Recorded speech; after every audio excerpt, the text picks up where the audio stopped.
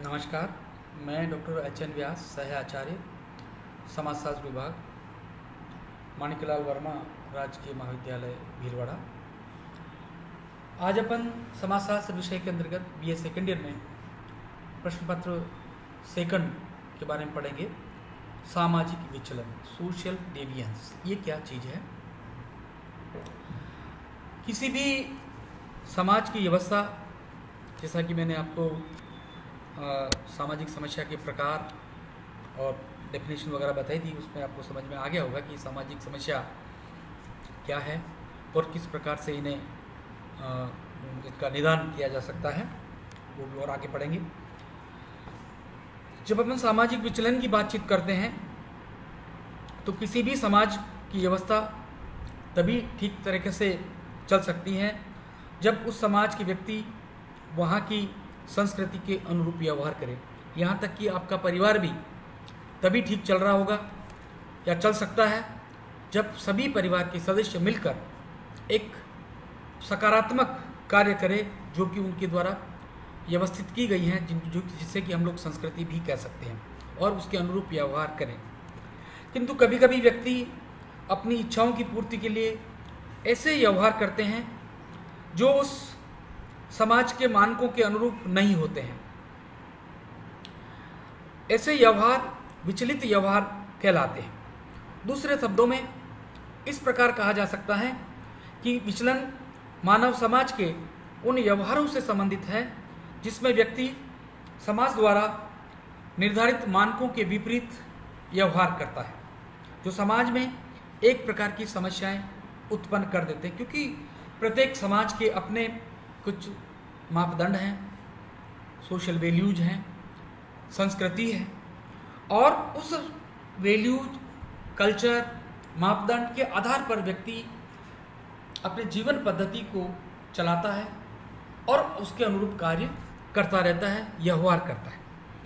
लेकिन कुछ व्यक्ति जो कि नकारात्मक सोच के साथ या अनजाने में उन्हें शायद इस बात का आभास नहीं होता है कि मेरे इस कार्य से समाज पर किस प्रकार का विपरीत प्रभाव पड़ेगा, ऐसी स्थिति में वह कुछ इस प्रकार के कार्य, विपरीत व्यवहार करना प्रारंभ कर देते हैं, जिससे समाज में समस्याएं पैदा होना प्रारंभ हो जाती है।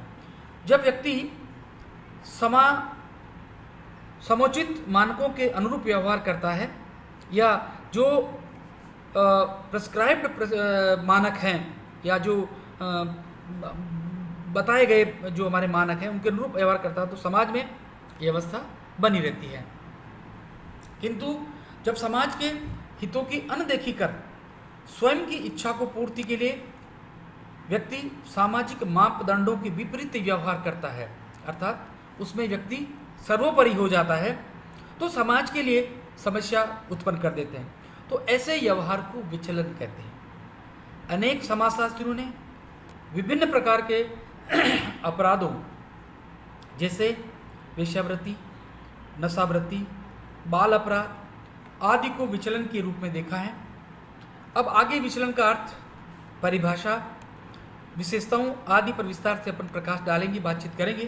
किंतु सबसे पहले विचलन का अर्थ। समाजशास्त्र कोश के अनुसार ऐसी संस्थागत अपेक्षाओं का उल्लंघन किए जाने वाले व्यवहार को विचलन या विपथगमन कहते हैं, जिन्हें किसी समाज विशेष में अपनाया या वैध समझा जाता है।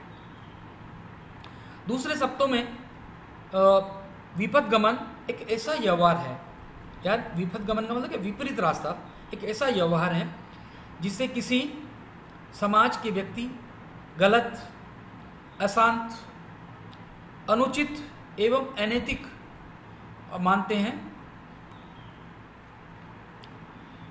मानते हैं तथा जिसके लिए समाज में कुछ विशिष्ट सामाजिक नियंत्रण के उपाय मौजूद होते हैं। कोश के अनुसार वह व्यक्ति जो समाज अथवा समूह की अपेक्षाओं का उल्लंघन करता है उसे अपचारी या पथभ्रष्ट, डेविएंट व्यक्ति कहते हैं। थियोडोरसन के अनुसार विचलन सामाजिक मानदंडों के प्रति विसंगति, नॉन कन्फॉर्मिटी है। क्या है? प्रति विसंगति है। इंकल्स ने अपनी पुस्तक व्हाट इज सोशियोलॉजी में विचलन को इस प्रकार से परिभाषित किया है कि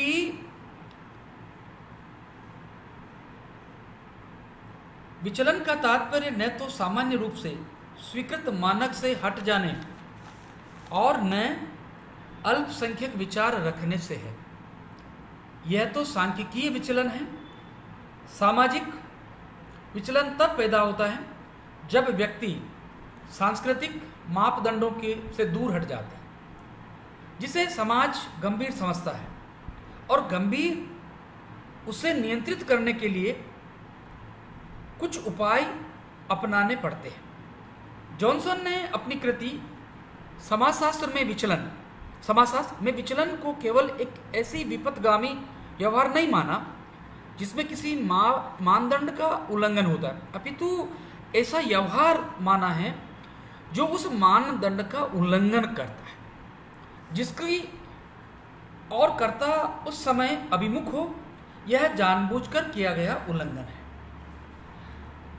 ये उपरोक्त परिभाषाओं के आधार पर यह निष्कर्ष निकाला जा सकता है कि जो सामाजिक समस्या है वह ऐसा व्यवहार है जो समाज के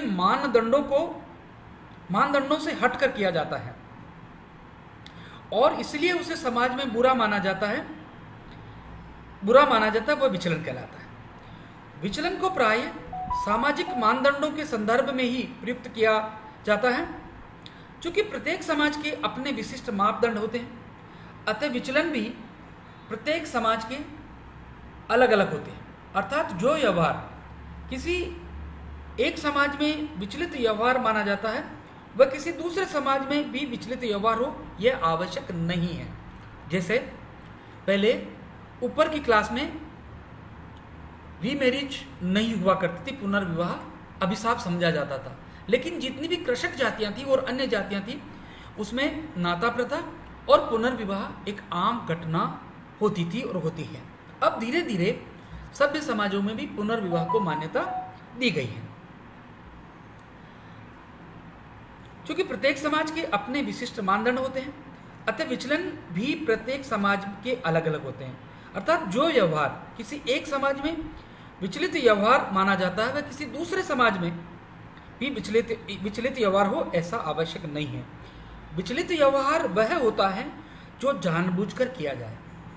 कोई व्यक्ति यह जानबूझकर मानदंडों का उल्लंघन करता है तो वह विचलित व्यवहार होता है। विचलन में प्रथाओं के उल्लंघन से लेकर सभी तरह के अपराध समाहित हैं।